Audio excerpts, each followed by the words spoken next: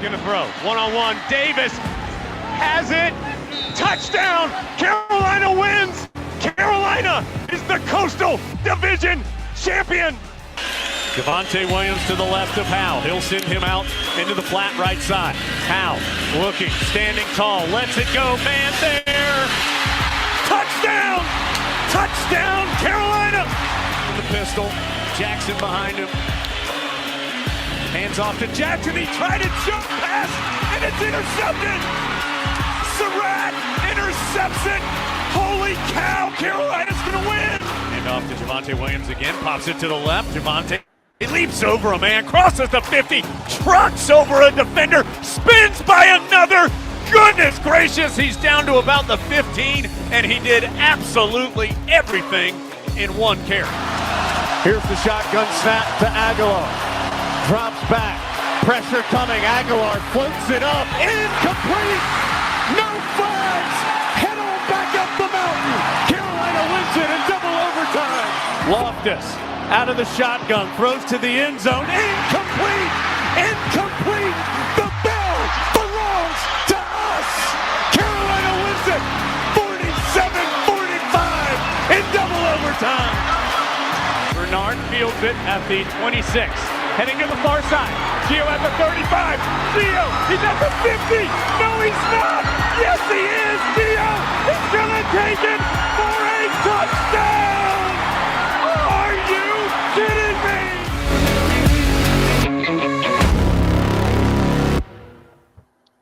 What's going on, guys? Welcome into another edition of the Heel Tough Blog Podcast.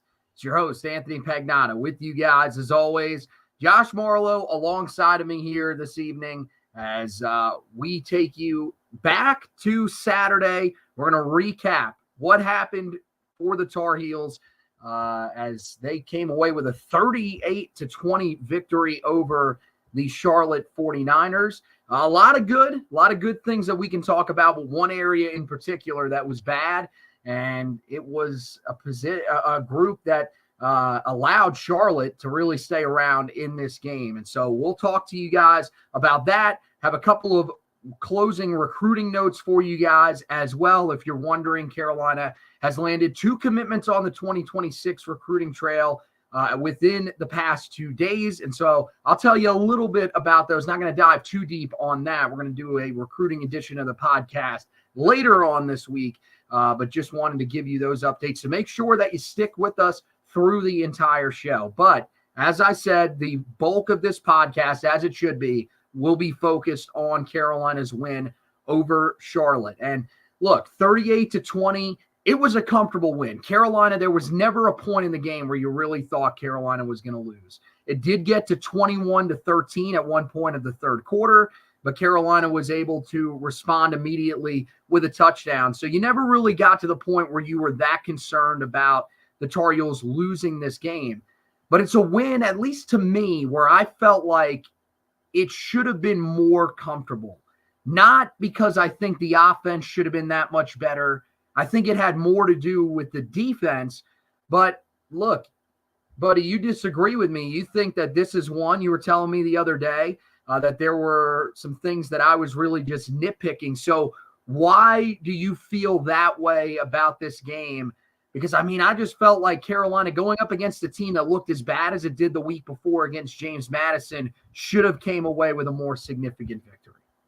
Well, I mean, look, I think we both picked pretty reasonable size wins, but, you know, we hung out for 12-plus hours on Saturday. We watched a lot of college football outside of the Carolina game on Saturday.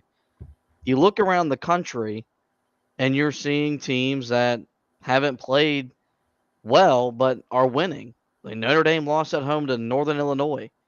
Alabama was up 1 in the fourth quarter this weekend. LSU was up by 2 over an FCS opponent in the third quarter in Baton Rouge. And so I think when you take all that into context and you look at those 3 teams struggling, one losing at home, I think 3 teams we would all agree better than Carolina. I think you got to look at this with some perspective and look at the fact that Carolina wasn't healthy. Kamen Rucker did not play. Will miss the next couple of weeks. Other guys got nicked up during the game that did not return. That I think, if this was a meaningful ACC game, they're probably out there. To me, this felt like a game that Carolina controlled. Um, and the most important aspect was A, you won. B, you got some confidence in your quarterback, and you were able to build some depth with some other guys. And that's what we talked about going in. I thought Carolina accomplished all of those things on Saturday, and so I think it's fair to be pleased with what this team did when you look around the country and you see other teams at home struggling against lesser competition than what Charlotte provides. I guess. I don't think. Maybe you would say Nicholls State. That's the one that I would agree with. South Florida is way better than Charlotte. That's going to show when those two teams end up meeting. I believe that, honestly, I think Northern Illinois is probably better than Charlotte. I think Charlotte is one of the worst teams in the FBS right now. And they showed you that in week 1. So that's why, to me, you can be a little frustrated at the same time while admitting that most of the elements looked good, because it really was just the one element that I think held you back. And so, to me, this should have been a wider margin of victory. But because your defensive backfield just wasn't ready for this game, and wasn't ready for either of the first 2 games, to be really honest with you, it's kind of left the door open for these opponents. Look, next week's opponent against NC Central, I'm not sure that team's not better than Charlotte, to be honest with you. Last year they were a team that competed at a very high level in the FCS. They were a team that went to the Celebration Bowl. So, look, that's a game that if you have the same gaps on the defensive side of the ball, then you're probably going to allow them to hang around. And then James Madison, the team that just beat the team you played, they beat them by 23 in their home.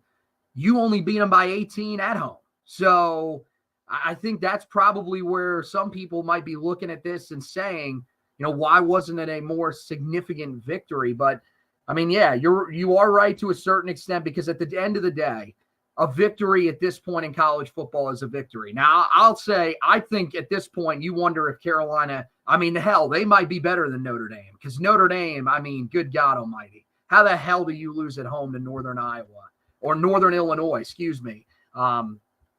in that sort of fashion? When you went out and handpicked your quarterback, that's a pathetic look for them. But look, this is about the Tar Heels. And so one of the things, I think the main thing that everybody wanted to see in this game, and I think we sort of have our answer now, would Conner Harrell bounce back?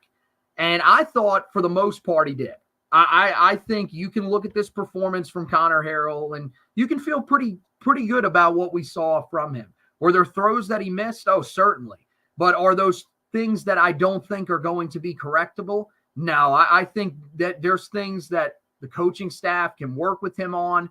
And I think that as long as, especially with next time being, his second start in a row, him really settling into a rhythm, I do think that those are things that we could see him clean up as the season goes along. What did you think about what we saw from Conner Harrell on Saturday? Yeah, I think you saw what you wanted to see, which was progress from what we had to endure last week with a game plan that was not adapted to him.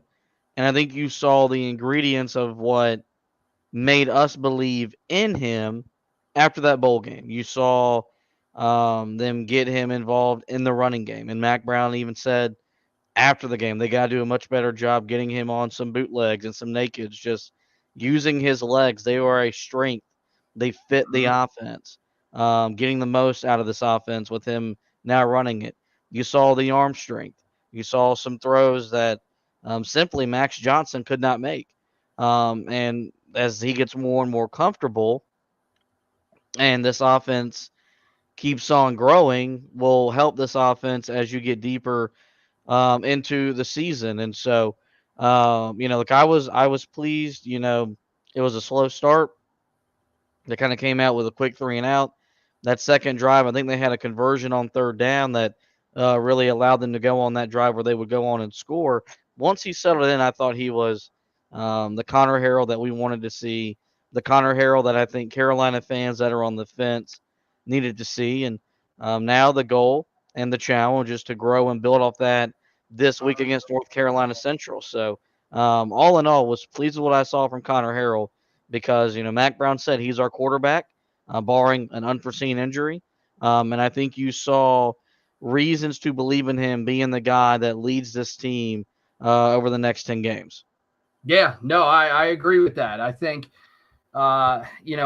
it was just to me early in the game, jitters of not having started a game. I mean, I think the other thing was in the bowl game. I mean, I think he knew to a certain extent it's a bowl game. It's the last game of the year. There's probably not a lot of expectations that are, that many have for me. Even the coaching staff, I think they were just trying to see what they had. And now, I think he knew that this game was important because if he really struggled that badly, then at some point they probably would have had to turn to Jacoby Criswell, whether it was maybe not this game, but if it was next week's game, they would have had to probably take a serious look at him. And so I wonder if early that was kind of weighing on him. But I think you're right. One of the things that they did a much better job of, I thought early, and on that first drive, he did miss an easy route to start the game off. They did a good job of setting him up. It just took him a little bit of time. And once he started hitting those short routes that were being drawn up, and once he started using his legs, I think that allowed Carolina to start moving the football. It settled him into the game, and he had plenty of success. I think this dude, again, do I think that he's going to be what Sam Howell and Drake were? I don't think so. I think you need the other guys. You're going to need this running game to be really strong, which it is.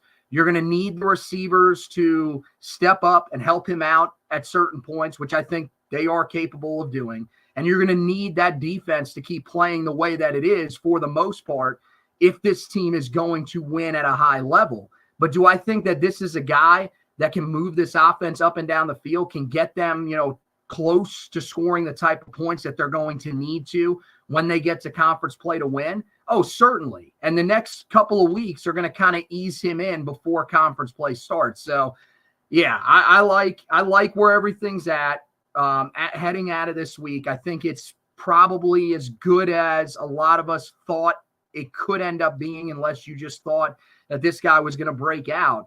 And so now, the biggest thing for me is you head over to the defensive side of the ball.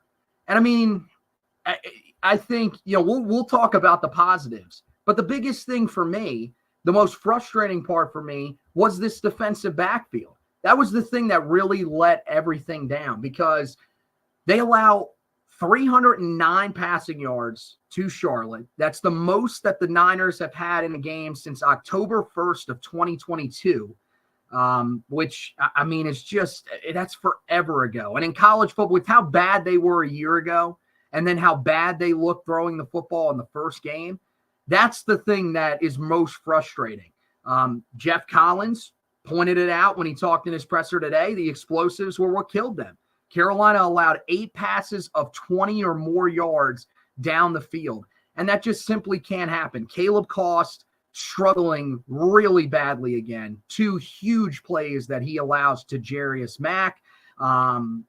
Marcus Allen gets beat down the field on a pattern by Mack as well.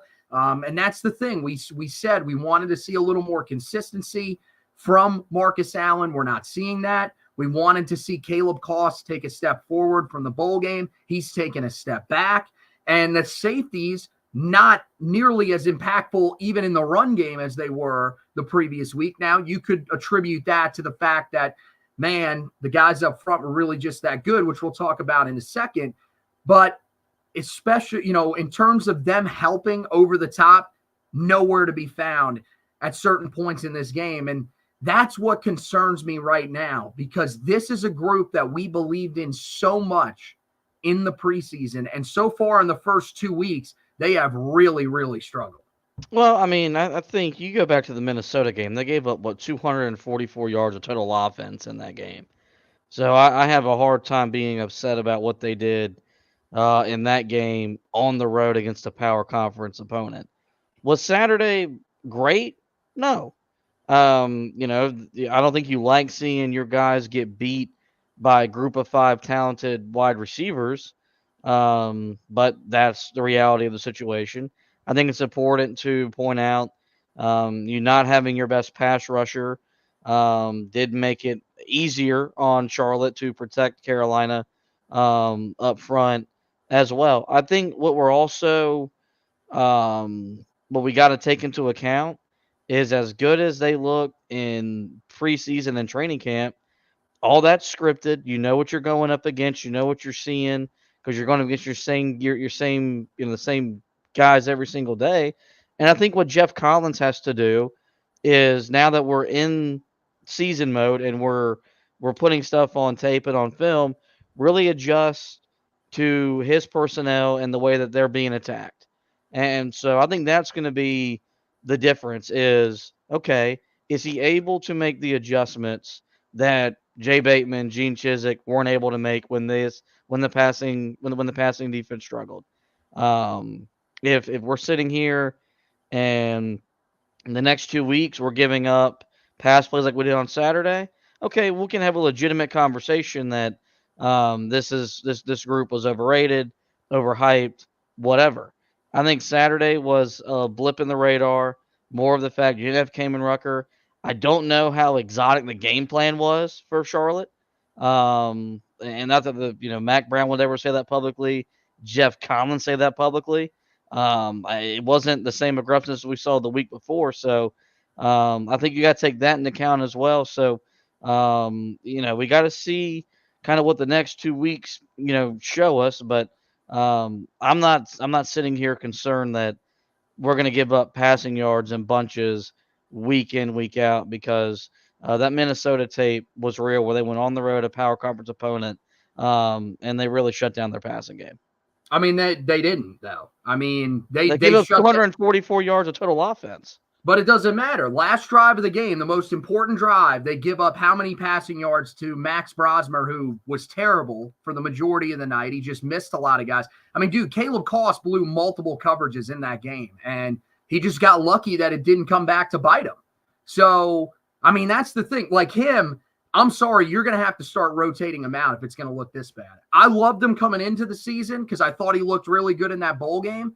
But if this is the guy that we're seeing right now, you got to start looking at Trey Miller, who, hell, he got beat on a play too. So who knows? But you got to start looking at other guys that can help you out, that can't get beat. Because, I mean, yeah, I didn't think the Minnesota game was great from those guys. I think one guy was really great in the Minnesota game. And he was great again on Saturday because he wasn't targeted. He was targeted one time, and he made a play on the ball. That was Elijah Huzzy. That he's been fantastic. He's the guy you can hang your hat on. But the rest of this group, man, the communication has not been great. I mean, Marcus Allen in that first game was not good against Minnesota. 2 pass interference penalties and gets beat on a deep ball as well. So, I mean, yeah, even though you might hold your water for the majority of the day, when you're giving up explosive plays over and over again, and pass interference penalties are explosive plays, then – I mean, that's an issue, and you've got to get that figured out. Look, I don't know if it's time to completely panic, but the first 2 weeks have not been great against subpar quarterbacks. At least, with Brosmer, that was his first game, so settling in, who knows what he actually ends up becoming for Minnesota. I think you have to wait and see. Max Brown, I mean, we're not going to get to see. He's out for a while. Biff Poggi said that when he got hurt. That was the other concerning thing to me was, yeah, you were getting torn up by Max Brown, and maybe you said, well, this is a guy that transferred from Florida. He just had the talent. Well, then the backup comes in for them, Purdy, and, I mean, dude, he just picked up right where he left off and was just bombing the ball down the field to wide open receivers. So, I mean, they've got to get it cleaned up, man. I don't know what it is. I don't know if it's a communication thing. And the thing is, you said about the pass rush, dude, the reason they were less aggressive, you saw it early in the game. They were aggressive. They were blitzing. Once you realize that, hey, we're blitzing and we're leaving our guys one-on-one, and they can't cover, Jeff Collins couldn't be as aggressive as he wanted to be. He had to completely change his game plan and say, look, we got to drop as many guys as we can into coverage and just hope we can find a way to hold up. And, I mean, they did enough, and that's – you got to credit them for that, but it needs to be better. It has to be better moving forward, because when you get into conference play, I know this isn't the greatest schedule that you have ahead of you, but I'm going to tell you, Eli Holstein at Pitt looks a lot better than I think a lot of us thought he was going to. When you get to that game against Georgia Tech, I mean, dude, Haynes King's going to carve you up if you look like that. It could be a long night for you if that's what you actually end up looking like. And then, I mean, some of the other teams, especially late on in the schedule, who knows? I mean, with NC State, I guess you have to wait and see if Grayson McCall actually settles in. But, I mean, there are teams that will be able to throw the football on you. And so I think it's just got to look better. They got to clean things up. Yeah, I mean, look, that's I think that's been made clear to Mac Brown or to Jeff Collins, but I also don't think that it's time to panic, because you've given up big plays, but you gave up 20 points on Saturday. The problem the last couple years was we were bending and breaking. Those big explosive plays were not just big explosive plays, they were touchdown plays. And so I think what you like is that Carolina, even when they have a miscommunication, they get beat, they're still rallying to the football, and not allowing these explosives to be scoring explosives. So I think it'll get better. I think the talent in there is too good. I believe the coaching is too good for it not to get better. And I think, if Carolina, can get back to creating somewhat of the pressure they created in the opener, you'll see a much better effort on the back end, because, in today's day and age, you're asking too much for your guys to play one-on-one for 6, 7, 8 seconds. Like even group of 5 talent's going to get free and get in and make plays. So, but we'll have to wait and see. And like I said, if we do this next week and the next week against James Madison, okay, let's come back and have an honest conversation. I think it's premature to freak out when you're 2-0 and you've given up, 37 points in your first 2 games. This defense is doing what we asked it to do entering the season. Well, yeah, and I'll tell you, they are doing what that we asked them to do, and a big part of that is this run defense. And, oh, man, they are looking amazing out of the gate. The front 6 deserves a ton of credit, because we begged this defensive line, please step up. You have the talent. It's just we felt like it was development. And so far, it's early. It's looking like this is a group that was motivated, because they have allowed they allowed on Saturday just 49 yards rushing on 25 carries. And in the last 6 quarters, they have allowed 64 rushing yards, because they allowed just 15 last week in the second half to Minnesota. It didn't start out great, because Minnesota, late in that first half, they found a way to start running the football on them. But since that point, Carolina has been excellent between the 2 games, allowing, ironically, 64 rushing yards per game. This is a group that has stepped up and has looked amazing. And a lot of credit needs to be given to the coaching staff changes, but even more credit needs to be given to these players up front who have either stepped up, or in the case of a guy like Joshua Harris, has taken advantage of an opportunity for a fresh start and really made the most of it. Yeah, I think what it is, it's all the above. I think it's new scheme, upgraded positional coaching, up front from Ted Monachino and those guys, combined with these guys actually believing in themselves. And, a lot of sport is a lot of just self-belief. I don't think our guys believed in themselves because they were told, or they were reading local national media that basically said they sucked and that they weren't capable of improving. Then you bring in Jeff Collins, a guy that in his interview pointed out everything that was being done wrong, but believed in the talent that Mac Brown had brought into the program. And you're seeing that show up in a big way. I know we're going to talk about Javaria Ritzie. We've seen Joshua Harris, provide that leadership up front because he has that sense of urgency, knowing that his time in college is coming to an end. And I think the thing that you got to like the most is, one guy might not make he might not be the guy that makes the tackle, but he makes the initial play. It's like the hockey assist in basketball, where it's the pass before the pass that sets up the bucket. What Carolina, I think, is doing a great job of doing is getting an initial presence in the backfield that's funneling the ball back to where all their big bodies are, and we're tackling.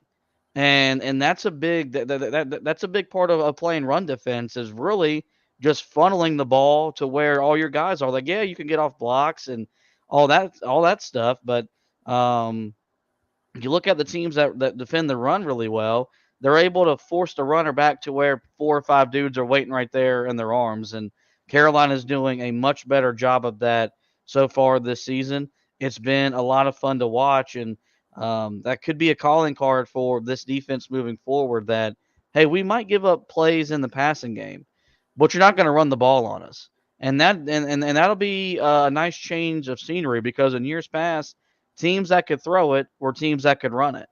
I don't know if it's going to be as easy to run the ball on Carolina the way they've looked the first 2 weeks of the season. Yeah, I mean, I hope so, because I don't know if I can do another bad run defense. I mean, this has been the staple of this program, is that no matter what you do on the back end, there have been times this team has been really good in the secondary, and it just hasn't mattered since Larry Fedora has gotten here. This team has not been able to stop the run. And again, I go back and people will say, well, again, they stopped the run really well to start last year. Yeah, they did. They did, especially in that opener. But the thing is, a lot of that was due to the fact that they created a bunch of sacks in that opener. And it really just seemed like it was one group. And then remember, the second week, it quickly deteriorated because, I mean, they were being gashed by Appalachian State. So, I mean, do I think that Charlotte has a great run game? No, I don't. But I know Minnesota's run game is going to be good. And the fact that they stepped up in that second half, that's the reason to be confident. And then the other thing is, I don't care how good of a run game the team on the other side has. We almost found ways to make running games better when we would face them. So you look at the guys that are stepping up. It's these defensive linemen. Travis Shaw, 3 tackles. Kevin Hester, 3 tackles. Harris, 1 tackle. But, I mean, again, it's a bunch of different guys. And they started rotating other guys in, and that's why, Joel Starlings gets a tackle in the run game. Those are the guys that you want to see be involved. Even Des Evans doing a much better job as a run defender this year than he did a year ago. Had a tackle for loss in run defense. That's the type of stuff that you're looking for from this group, is that it's a group effort. Because you look at Amari Campbell, leads the team in tackles, which, by the way, he's off to a fantastic start to this year. I mean, club or not, this dude looks like he has a chance to be a monster. But you see him, he has 7 tackles in the game the other day. Power Eccles has just 3, which people may say, well, does that mean that Power Eccles isn't involved? No, it means that guys are getting to running backs. He didn't even have a solo tackle in the game. That shows you everything you need to know, that guys are hitting these dudes early, and that Power Eccles is just helping come in and clean up what these guys are not able to get on the ground. That's what you want.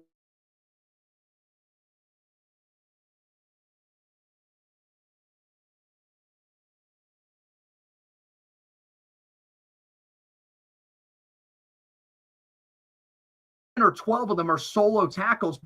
They're not getting any help. So I love what I'm seeing from this group out of the gate so far this year. This is what we were hoping to see from them. And the hope is that it can continue as this season goes along.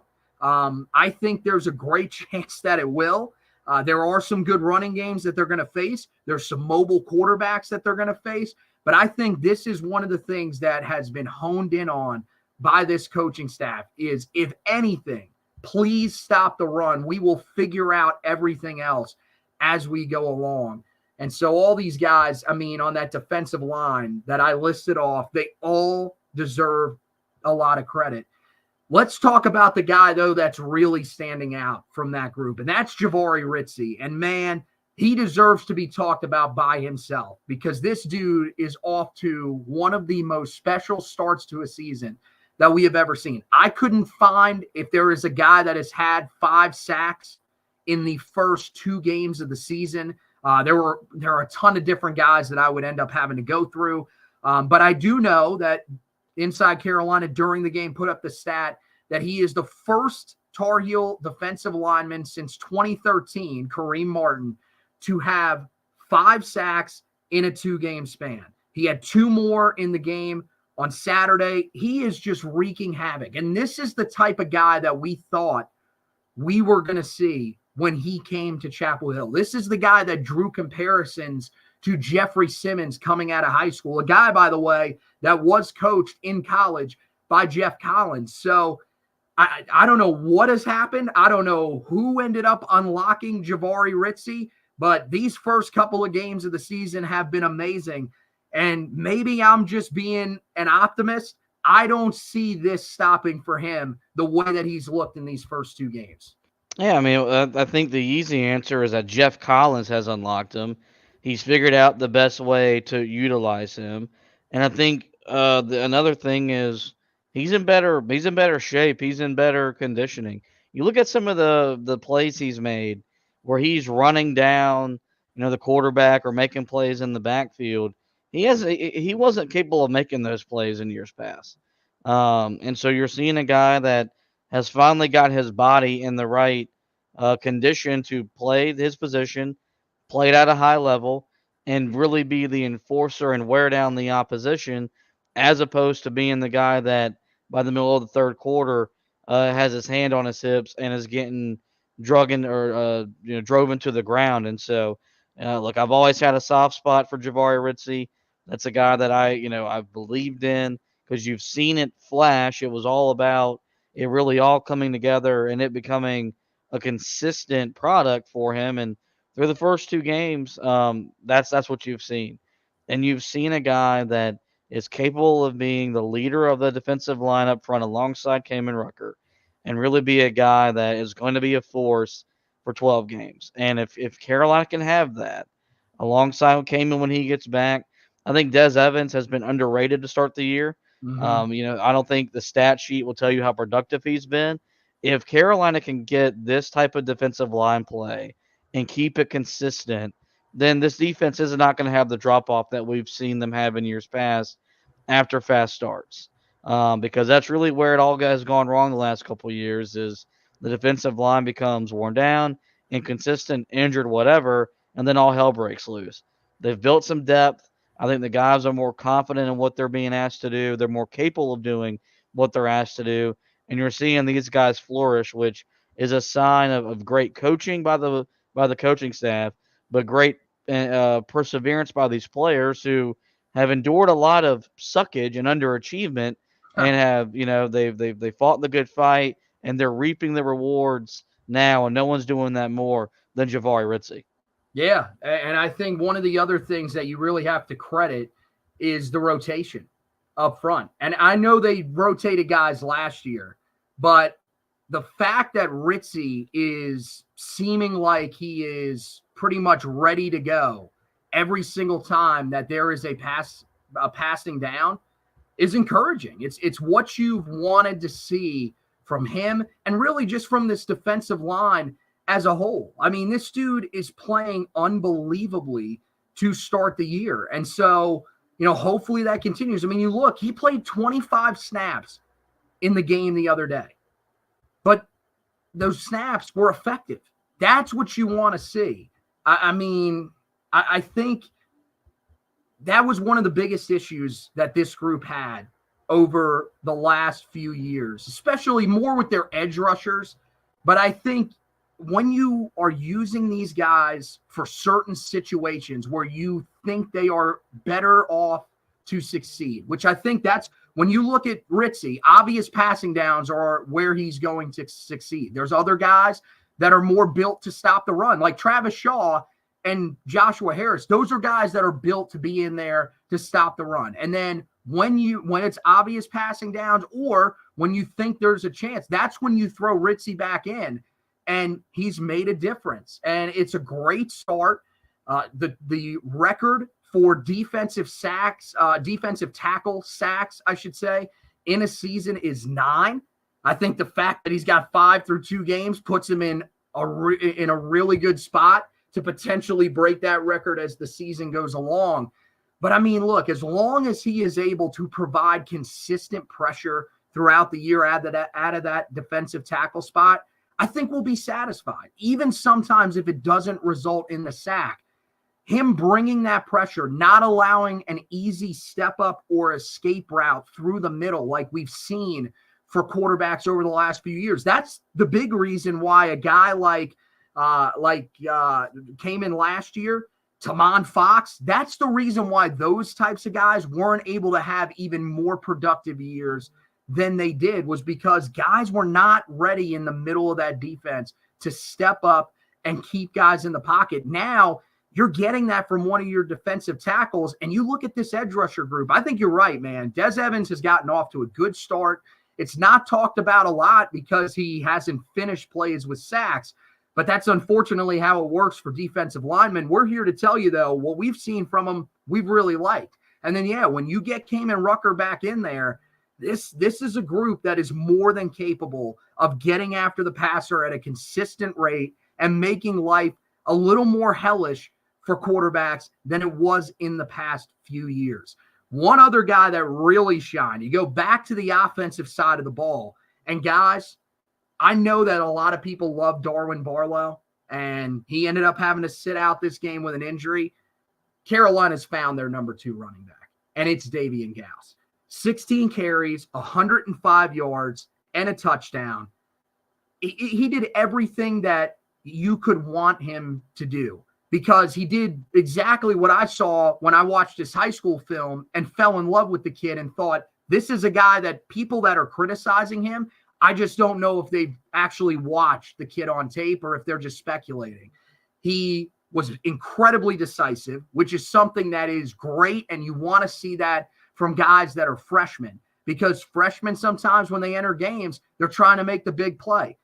He wasn't trying to do that. He knows who he is. He's a downhill runner who can break tackles, and he's got a good amount of speed to him. He's an athlete too. He ended up hurdling a guy. Like, this dude can do a lot of different things, but he knew the most important thing for me to do is get north-south and try to run through tacklers if they come in front of me. And I thought he did a great job. And I don't know if you're with me. This is the guy that should be backing up Omarion Hampton. When you're taking him off the field, this is the first guy that should be on there, no questions asked. Yeah, I mean, he's the future of the position for Carolina. So, the more you want to get him comfortable and ready to be the guy, it makes sense. I do think, we know how much Mac Brown is loyal to these dudes. They raved about Darwin Barlow. I don't think they're going to let an injury take away, snaps from him. I think, he'll still have a role and still be utilized, but there's no denying it. Like Mac Brown said early on in fall camp that Davian Gauss was going to play, and he was going to be a factor for this team. You saw on Saturday why. And you can say it's against a group of 5 opponent, but the runs that he had translate no matter the level of competition. You love how physical he is, his ability to finish runs. Really, yes, he's not Omarion, but it kind of gives you that same kind of feel that, well, damn, no matter who we got to tackle, man, it's going to hurt. And that's something that Carolina, you go back to when they ran the ball really well with Javonte Williams and Michael Carter, that was something where both of those guys finish runs really well. And that's why they were able to run over teams really at will that season. And we've talked about how important the running game is. This is a run-first offense, especially now with Conner Harrell at quarterback. The more guys that you can trust to run the football, is going to make this offense all that more lethal. You can get creative and put both of them on the field at the same time, make them be accounted for. So really impressed with him. Excited to see what he does this week, because this should be another week where he sees a lot of action. And this could be a guy that could really kind of play himself into having a bigger role than even he probably expected going into the year. Yeah, I don't think there's any doubt that it would be bigger than he thought he was going to have going into the year. And I think the area where you can use Barlow that you can't really use Gauss is in obvious passing situations where you want your running back to be a part of what you're doing, where you want him to run routes, you want him to catch the ball out of the backfield, because that's not Gauss. He didn't do it in high school. It was very rare. So I think that's an area that he's going to have to work on. And so that's probably where you'll put Barlow in the games. Certain third downs and stuff like that might be the best place to use him. He also provides a little more speed than Gauss does. So, yeah, there's a role for him. There's no doubt. But to me, I think if you're needing a guy that can come in and carry the load for, half a drive, whatever, if Amarian has to be out, I think Gauss is your guy. Because when you finish runs like that, when you know to get north-south, that's important. That's what this group is looking for. That's what Chip Lindsey stated is the most important thing from their running game. That's what they're looking for from guys when they go out and recruit at the high school level. So I was really pleased with that. I think Carolina is in great hands moving forward with him. And I think there is still some depth, believe it or not. Charleston French, who we got a chance to see at the end of the game, I thought he looked pretty solid, especially for his first action coming up from the junior college level. So, yeah, I think you could not have been more pleased with what you saw from a true freshman, because to be put in that situation, to have to carry the load. I mean, we saw, okay, with Barlow out, we thought, okay, he's probably the guy that's going to get the most carries, because Caleb Hood just hasn't been able to practice a lot because of injuries in the spring and in the fall. But when you were then thrust into the situation where Amarian goes down, oh, this is our guy. It was interesting to see how he handled that, and he handled it as well as you could have hoped for. So, yeah, I think it's great. I'm encouraged about what he can do moving forward this season. Now, speaking of the injury to Amarian Hampton, let's talk about the injuries, because you want to talk about the scariest part of this game. It was the amount of guys that went down injured and the quality of player that was getting hurt. So Amarian Hampton leaves the game in the first half. They, right before he left, they showed a video, or they showed him on the sidelines on the bike. And so you were kind of wondering, I thought, okay, well, they're using Gauss here a little bit. Maybe they're just, telling him to stay warm, stay ready on the sidelines. It then turns out that he goes back to the locker room early before halftime. He's dealing with some sort of lower body injury, and he ends up returning after halftime. They say he is available if he's needed, but you never saw him again, probably because of the fact that it was Charlotte and that Gauss was having the type of success that he was. Bryson Nesbitt gets injured at some point during the first half. No idea when it happened. There wasn't an obvious play where it happened. And so he goes off right before halftime. They come back after halftime. He's out for the remainder of the game. So that's a significant loss. You're really hoping that's not anything serious. But then you had two offensive line injuries. Aiden Banfield, who was hurt playing last week's game, some sort of ankle injury was what Mac Brown said. He ends up getting kind of stepped on, looked like the right ankle, and he comes out of the game for a little bit. They evaluated him. He went back into the game. The bigger concern is that Austin Blaski, the starting center, the transfer from Georgia, who looked great in week 1 and was off to a good start in week 2, he gets his right leg fallen on, rolled up on, and it did not look great. They ended up having to carry him off the field. That was not what you wanted to see. And so now Carolina is kind of in a holding position with a lot of these guys. It seems like, because Mac didn't really give much of an update, Amarian is going to be fine. I would be shocked if he does not play against NC Central a little bit. Now, of course, we're hoping that you're going to see some of the other guys because the game gets that out of hand. But it seems like he'll probably be a go for next week. Banfield seems like he's probably going to be ready to go and just play through whatever's going on. But the bigger concern is Nesbitt, who's day-to-day, and, Blasky, who is listed. I mean, again, Mac Brown said it today, so take it with a grain of salt that he's day-to-day as well. We've seen this turn into guys missing weeks or whatever, so I think they just don't want to really give anything away until they know for sure. But those two injuries in particular, now tight end is deep, but I think you look at Bryson Nesbitt and how impactful he's been in the last few years, it's still concerning. Him being out and Blasky being out could be a big deal. It can be, but this is where you're glad that this week you play an FCS opponent that, you should not need them to win the game.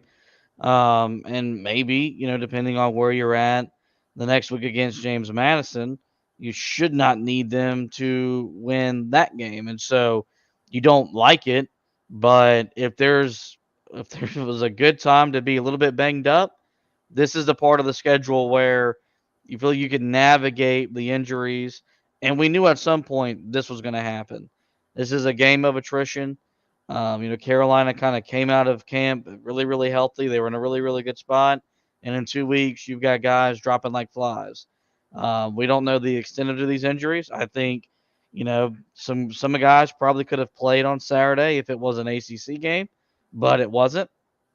And there was no need in kind of asking these guys to play hurt and risk the chance of further injury. So, this is why Mac Brown has talked about building depth and stresses the importance of depth because you need it. I mean, not even the Ohio States, the Texases, the Georgias are going to go through the season without injuries, and then they're going to need guys to step up to have the type of years that they want to have. We're not trying to win a national, we're not expecting a national championship here, but for us to kind of be where we want to be, and this ACC looks pretty wide open, you need these guys to step up. And so that's what the next couple of weeks allow is for you to build a little bit more depth in season. So we got to hope that they're not serious injuries. But in the meantime, the staff has to coach these guys up, put these guys in a position to make plays because at one point or another, they were going to need some guys to help them along the way. And it appears that point in time came sooner than we probably hoped or expected it to. By the way, Nesbitt, they said actually that he should be available to play with Darwin Barlow, who is day-to-day alongside of Blasky. So that's good news that you're going to have him and Hampton available if you need them. Barlow, lower body, and it's, of course, same thing with Austin Blasky. So we'll have to wait and see with those guys. But, I mean, look, when it comes to Nesbitt, I mean, if you don't have to play him, especially with how banged up he's been at times throughout the last couple of years, if you don't have to play him this week against NC Central, I think you probably just leave him on the sidelines for the majority of the game. Let him rest up and make sure that he's 100%. For a game that you shouldn't really need him that much in, but the James Madison game, you never know what that's actually going to be. So just have him ready for that one. The other big injury is the one that we learned about before the game. And that's probably the most significant one because right now he's scheduled to be out multiple weeks, but he is having a procedure done. I don't know if he did have it already done today or if it's happening sometime later in the week. But Jabari Ritzy, just looking at the comments there. Rather, his defensive line mate, Kamen Rucker, is going to have some sort of procedure on a lower body injury. They wouldn't specify. Of course they won't. This is how they've been doing things since Mac Brown has returned, where they just give you upper or lower body. But the thing that is concerning is that it happened in the weight room. It's something that, I don't know. It doesn't seem like it's too severe, but it just, Mac Brown said he felt something in the weight room. And so they wanted to get it taken care of. But he'll be out for a couple of weeks, and they're hoping that he will be ready to go when the team gets ready to play Duke. That's the concerning part for me because we know timelines, especially coming off of injuries like that, it can expand. And Carolina, I think that's a game that Carolina is going to need him in, because Duke, I know they're not great. They're off to a 2-0 start to the season, and they've got a mobile quarterback. And having a guy like Kamen Rucker that can affect the game the way that he can off the edge is going to be important. So that one has me a little bit concerned as we head throughout this week. Yeah, and rightfully so. Like, if he's gonna miss an extended period of time, then Carolina's gonna really need some help from some other guys to really keep this defense where it is right now. If they want to play meaningful football, then this is a guy that you're going to need to be healthy as the season moves along. And so we just got to kind of hope and pray that this is what they believe it is, which is an injury that's going to have him sidelined for maybe 2 more weeks. He comes back for the Duke game, and he doesn't go missing the rest of the year due to an injury, because Carolina's going to need him. Basically, from the Duke game on, they're going to need him to be productive every Saturday to give this team the best chance to win. So hopefully, Mac Brown is being truthful with us and isn't giving us some wonky timeline, because that has happened before at times as well. And hopefully when we get ready to battle for the victory bell, we'll see the Butcher back on the field, because if he's on the field, we feel a lot better about Carolina's chances to win the game than if he's not on the field. Certainly. And so, yeah, that'll be one of the biggest storylines that we're monitoring throughout the week. So make sure that you guys keep an eye on the website for all of the latest on all of the injured guys and whether or not it looks like they will play in the game coming up this weekend against NC Central. As I mentioned, a couple of closing notes on the way out. Tar Heels land 2 commitments in the 2026 class. They get a 4-star edge rusher from in-state out of Rollsville High School. That is Xavier Griffin Haynes. That's a big one. That's a massive one for Carolina, because Ohio State was prioritizing him. But he said that this is, a school that prioritized him from the beginning, which, Ohio State took a little bit of time to jump in on him. And also there's family connection there. He says the way that they've treated his family, he thinks is special. And so that's a big one. That's a huge domino in the state for Carolina to land, and what is just another absolutely loaded class in the state of North Carolina this year. So I think that's a huge one. He said that he plans on this class being special, which is the mindset that you want from guys that end up committing to classes, that we want to go out and recruit, especially here in North Carolina, because when you look, Carolina's landed 2 commits already in the 2026 class from North Carolina. In the 2025 class, they have 3. And we're nearing the end of the majority of their targets being on the board. So it shows you that already they're off to a much better start here, which is what they needed to. And then Carolina today ends up going into the state of Florida and landing a 3-star cornerback. This is another big deal for Carolina to get a guy on board this early, and especially to go into the state of Florida and get him. Now, look, he's not one of the highly rated guys. It's going to be hard for Carolina to go into the state of Florida and just pluck guys that are 4 and 5 stars. That's asking a lot. But to go into a talent-rich area like Orlando, to land this commitment and to do it as early as you did, you have to be really encouraged with this, because I'm not going to lie to you. This past recruiting cycle concerned me a little bit about where Carolina was at. It really made me wonder, is it NIL? Is it the fact that Carolina has finished the way that they have the last few seasons? But this is the way that you needed to hit this recruiting trail out of the gate. And they've done it an amazing job so far of landing their quarterback. Granted, a guy that's a little bit of a project, and we still have to kind of wait and see. A talented edge rusher that's one of the best players in the state of North Carolina, and then going and getting a cornerback that has a lot of upside as well. So great start for Carolina. And if you want to read about those guys, in-depth scouting reports, you guys can go over to the website, HeelToughBlog.com. Now, the guy that they landed today, Danny Owen, I will get his up a little bit later on tonight after we get off of this edition of the podcast. I'll go ahead, write that up, and then put that up there for you guys to check out. And then my hope is that we can do it tomorrow night, but I will set some sort of time with Zach Hubbard later on this week, and we'll figure out whether or not he's able to do tomorrow night or some other day, and we will have that podcast edition for you guys to break down both of those commitments and what has been a great start for Carolina on that trail. So, check out that. Check out our coverage of, everything else around the Charlotte game. We've got the takeaways. We'll have the stock report that'll be up in the middle of the week for you guys to check out.